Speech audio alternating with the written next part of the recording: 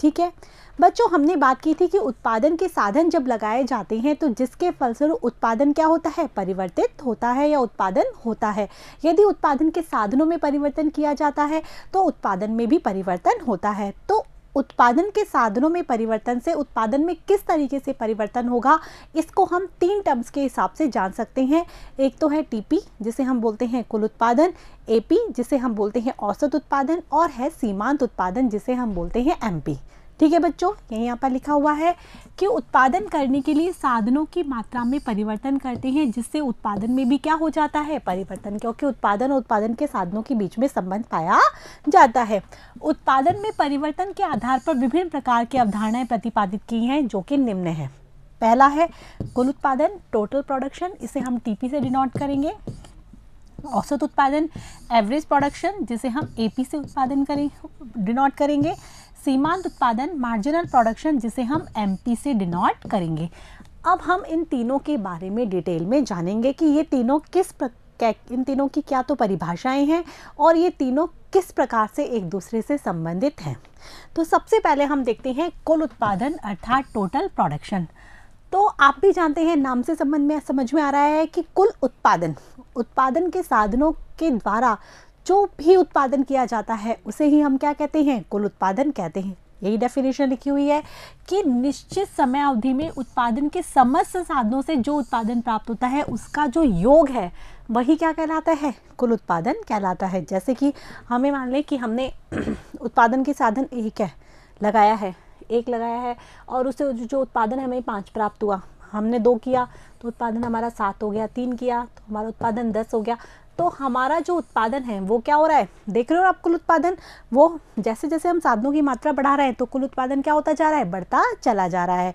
तो ये क्या हो गया, जो उत्पादन है उसका क्या हुआ, योग हुआ, तो उसे हम कहते हैं कुल उत्पादन। जैसे हमने कुल उपयोगिता पढ़ा था वैसे ही क्या है, ये कुल उत्पादन है। उपयोगिता में तो क्या था, जैसे जैसे वस्तु का उपभोग कर रहे थे, यहाँ पर वस्तुओं का क्या कर रहे हैं, उत्पादन के साधनों का को लगा रहे हैं जिसके फलस्वरूप उत्पादन प्राप्त हो रहा है। जैसे कि यहाँ पर सूत्र भी लिखा हुआ है टीपी, फॉर्मूला याद कर लेना इसका, सिग्मा एमपी, अर्थात जो अभी सीमांत उत्पादन पढ़ेंगे उसका योग होता है कुल उत्पादन।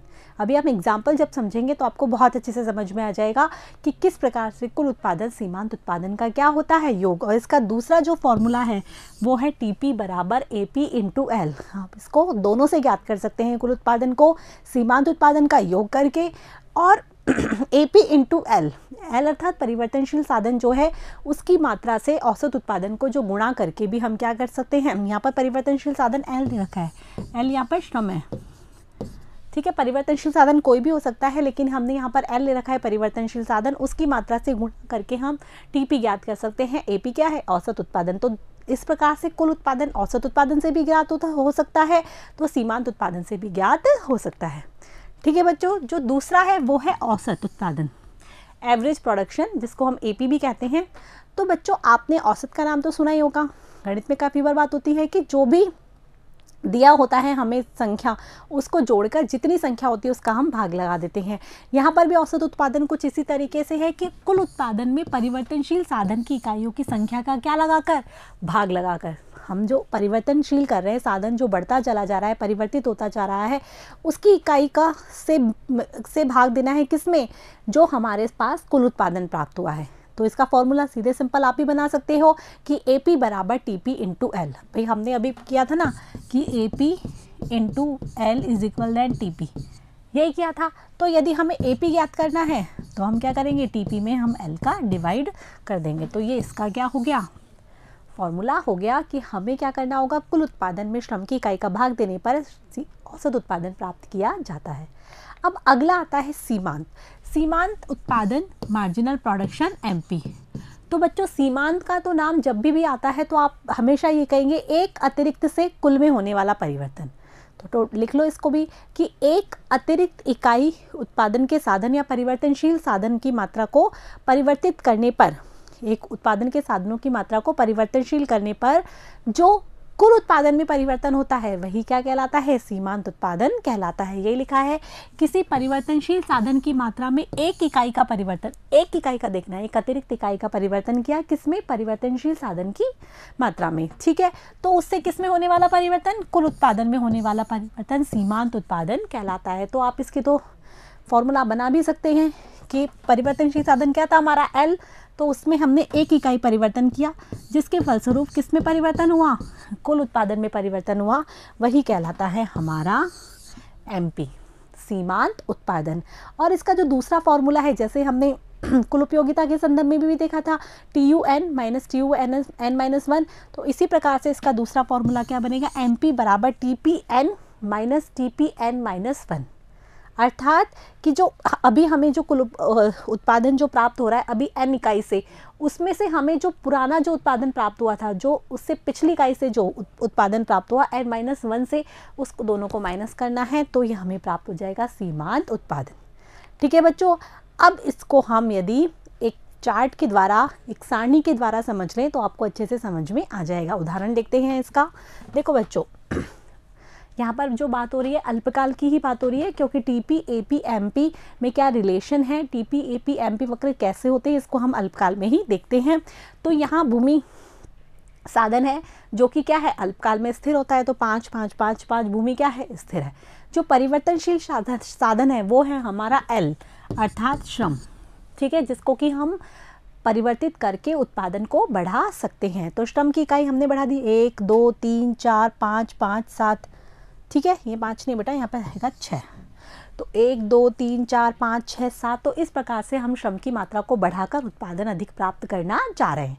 ठीक है, अब श्रम की मात्रा को हमने बढ़ाया तो कुल उत्पादन क्या होता चला जाएगा, बढ़ता चला जाएगा। जैसे हमने माना कि पहली इकाई से कुल उत्पादन 5 था, दूसरी इकाई लगाई तो 12 हो गया, तीसरी इकाई लगाई तो 21 हो गया, चौथी इकाई के बाद कुल उत्पादन कितना हो गया, 28 हो गया, 5 के बाद कितना हो गया, 30, 6 के बाद 30 और 7 के बाद 28।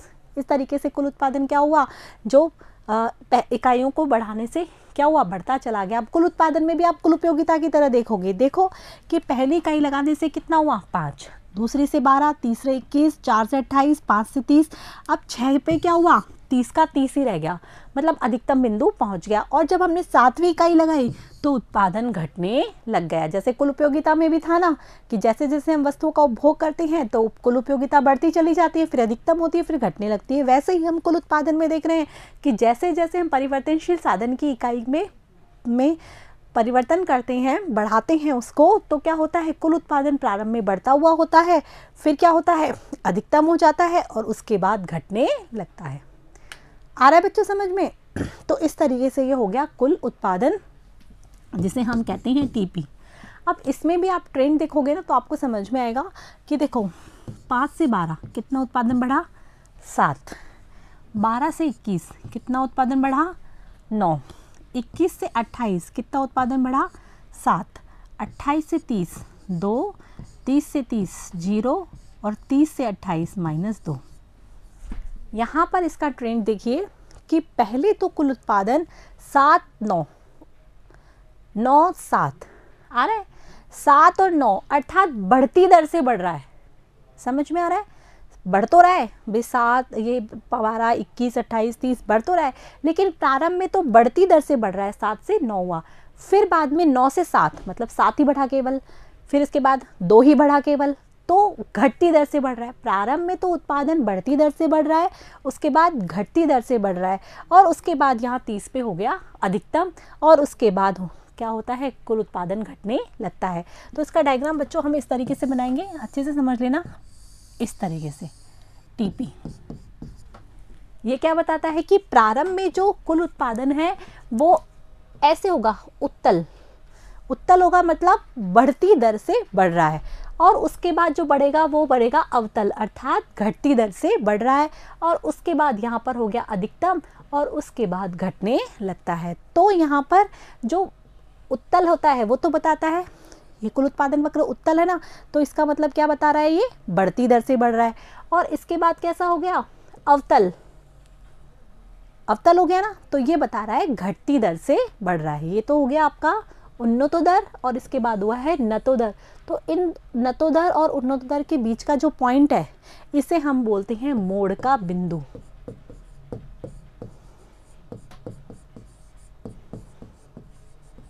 अर्थात जहां पर कुल उत्पादन बढ़ती दर से बढ़ता हुआ घटती दर से बढ़ता हुआ हो जाता है उस बिंदु को हम बोलते हैं मोड़ का बिंदु। और जहां पर कुल उत्पादन अधिकतम होता है वहां पर जो क्या करता है, जो उत्पादक करता अधिकतम उत्पादन प्राप्त कर रहा होता है, कहां पर, इस बिंदु पर। ठीक है, और इसके बाद और अधिक इकाइयां लगाता है परिवर्तनशील साधनों की तो कुल उत्पादन घटने लगता है। तो कुल उत्पादन के बारे में आपको अच्छे से समझ में आ गया। अब हम देखते हैं औसत उत्पादन। और औसत उत्पादन कैसे ज्ञात करते हैं हम, कुल उत्पादन में श्रम की इकाई का भाग लगाकर। जैसा हमने फॉर्मूला देखा टीपी बटे में एल। तो कुल उत्पादन हमारे सामने है 5, श्रम की इकाई का भाग लगाएंगे, 1 का भाग लगाएंगे, कितना आया 5, 12 में 2 का भाग लगाएंगे, कितना आया 6, 21 में 3 का भाग लगाएंगे, कितना आया 7, 28 में 4 का 7, 30 में 5 का 6, 30 में 6 का 5, 28 में 7 का 4। तो इस प्रकार से औसत उत्पादन हमने कुल उत्पादन में परिवर्तनशील साधन की मात्रा का भाग लगा के ज्ञात किया। अब औसत उत्पादन का ट्रेंड देख लेते हैं। औसत उत्पादन पहले क्या हुआ, 5, 6, 7 बढ़ रहा है, नहीं बढ़ रहा है। उसके बाद 7 से 7 अधिकतम हो गया और उसके बाद 6, 5, 4 घटने लगता है। तो औसत उत्पादन का ट्रेंड क्या होता है, प्रारंभ में बढ़ता है, फिर अधिकतम होता है और फिर घटने लगता है। तो हम इसको ऐसे बना सकते हैं, औसत उत्पादन को बढ़ता है और फिर घटता है, एपी। ठीक है बच्चों, प्रारंभ में बढ़ता है, फिर अधिकतम होता है और फिर घटने लगता है, एपी।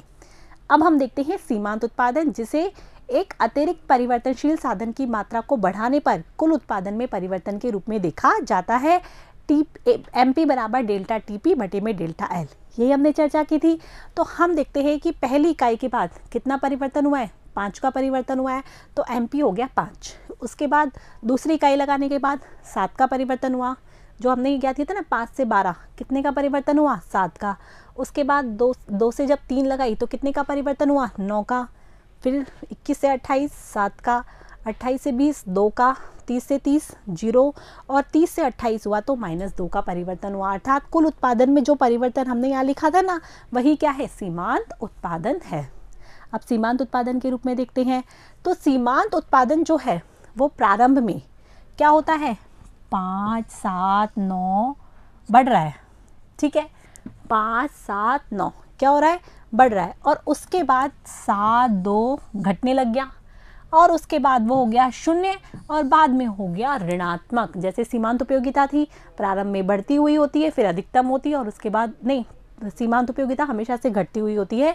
यहाँ पर हम बात कर रहे हैं सीमांत उत्पादन की। तो सीमांत उत्पादन प्रारंभ में क्या होता है, बढ़ता है, फिर अधिकतम होता है और उसके बाद घटने लगता है। ठीक है बच्चों, तो हम इसको कैसे बनाएंगे, डायग्राम में अलग बना लेते हैं। प्रारंभ में बढ़ता है, अधिकतम होता है और फिर घटने लगता है। तो ये हो गया हमारा एमपी। आ गया बच्चों समझ में। तो अब आप यहाँ पर देखोगे कि कौन से बिंदु पर, ये जैसे देख रहे हो ना 5 इस इकाई पर, 4 इकाई पे 7 बराबर 7 अर्थात एपी बराबर एमपी भी होते हैं। ठीक है, जो हम इसके संबंध में पढ़ेंगे। तो ये वाली सारणी अच्छे से समझ में आ गई कि किस प्रकार से टीपी, एपी और एमपी ज्ञात किए जाते हैं। अब पेपर में क्या होता है, आपसे एपी दिया होता है, एमपी पूछ लेता है, टीपी पूछ लेता है, तो आपको उनको सॉल्व करना आना चाहिए, क्योंकि हमारे सामने परिवर्तित श्रम की इकाई दी होती है या फिर बीच बीच में ब्लैंक कर देता है। तो आपको जो फॉर्मूलेज यदि याद होंगे, जैसे मैंने समझाया है वो आपने अच्छे से समझा होगा, तो आप उन ब्लैंक जो भी स्पेस है उनको आप अच्छे से फिल कर पाएंगे। ठीक है बच्चों, अब आगे है औसत उत्पादन सीमांत उत्पादन में संबंध। हमने ये पढ़ा, पहले हम कुल उत्पादन वक्र बना लेते हैं, इसके बाद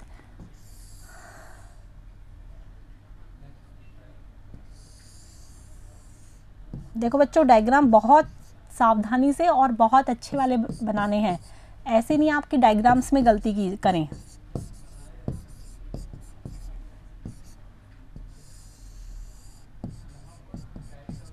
देखो, हम ये जो सारणी हमने बनाई है, पूरी हमने सारणी अच्छे से समझी है टीपी, एपी और एमपी के बारे में।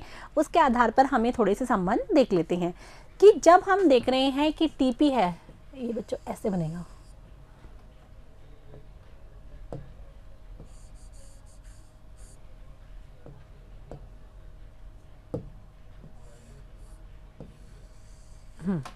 तो हम ये देख रहे हैं कि टीपी है, पहले क्या होता है, बढ़ती दर से बढ़ता है, फिर घटती दर से बढ़ता है, फिर अधिकतम होता है और उसके बाद घटने लगता है। फिर हम देखते हैं एपी, पहले बढ़ता है फिर अधिकतम होता है और फिर घटने लगता है।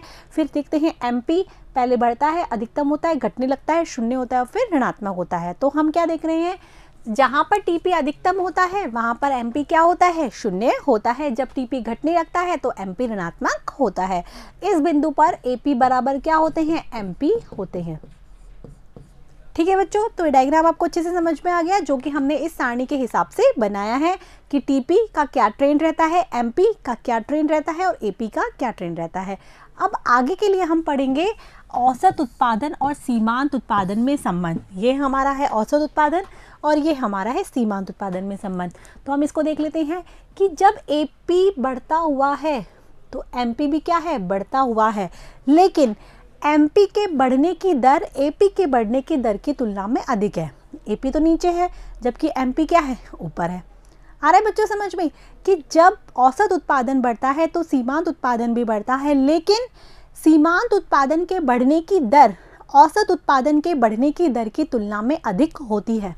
ठीक है, अब हम इसकी दूसरी बात कर लेते हैं संबंध की। जब एपी घटता हुआ होता है तो एमपी भी क्या है, घटता हुआ होता है, लेकिन औसत उत्पादन के घटने की दर सीमांत उत्पादन के घटने की दर की तुलना में क्या होती है, अधिक होती है। आ रहा है बच्चों समझ में?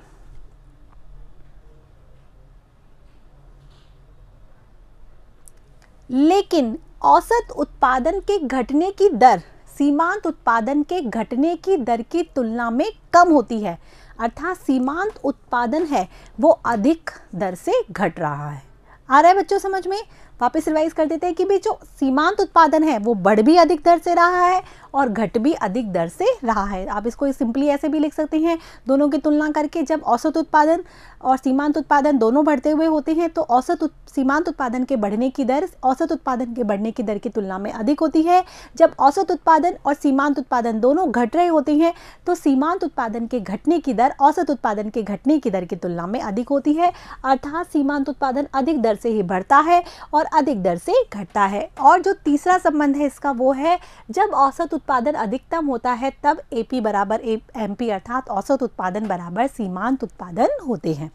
यही यहाँ पर लिखा हुआ है, तीनों संबंध को अच्छे से देख लीजिए। डायग्राम आपको एकदम क्लियर बनाना है, तभी आप संबंधों को अच्छे से बता पाएंगे। जब सीमांत उत्पादन बढ़ता है तो औसत उत्पादन भी बढ़ता है, लेकिन सीमांत उत्पादन तेजी से बढ़ता है। एमपी वक्र एपी वक्र से क्या होता है, ऊपर होता है। जो एमपी है वो एपी से क्या होता है, ऊपर, ये होता है। ठीक है, बढ़ने की बात होती है। जब सीमांत उत्पादन घटता है तो औसत उत्पादन भी क्या हो रहा है, घट रहा है।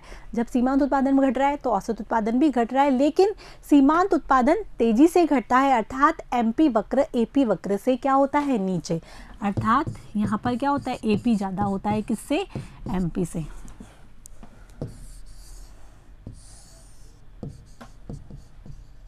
ये एपी ये एमपी। ठीक है, कि क्या होता है, जब घटता है तो एपी ज़्यादा होता है एमपी से, अर्थात एमपी के घटने की दर अधिक तीव्र होती है। जब औसत उत्पादन अधिकतम होता है तो एपी बराबर क्या होता है, एमपी। जहाँ औसत उत्पादन अधिकतम है वहाँ पर एपी बराबर क्या होता है, एमपी। ठीक है, अब जो अगला पॉइंट है वो है कि एपी औसत उत्पादन वक्र हमेशा धनात्मक होता है। ठीक है, बढ़ता हुआ होता है फिर घटता होता है, लेकिन धनात्मक होता है, क्योंकि ये जो लेवल है एक्स अक्ष से ऊपर ऊपर होता है ना, इसीलिए। लेकिन सीमांत उत्पादन है वो धनात्मक होता है, शून्य भी हो जाता है और ऋणात्मक भी होता है। ये है, इसमें अंतर भी बोल सकते हैं, संबंध भी बोल सकते हैं। औसत उत्पादन हमेशा कैसा होता है, धनात्मक, जब भी सीमांत उत्पादन धनात्मक, शून्य और ऋणात्मक तीनों होता है। आ रहा है बच्चों समझ में? तो ये था कुल उत्पादन, औसत उत्पादन और सीमांत उत्पादन के बारे में, कि किस तरीके से हमने तीनों के बारे में पढ़ा कि ये तीनों किस तरह का ट्रेंड देते हैं और किस तरीके से इन तीनों में संबंध होता है। फिर लास्ट में हमने औसत उत्पादन और सीमांत उत्पादन के इस डायग्राम द्वारा हमने संबंध को भी पढ़ा। आ गया बच्चों समझ में?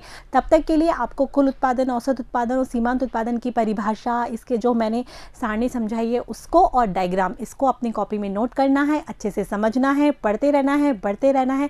Thank you.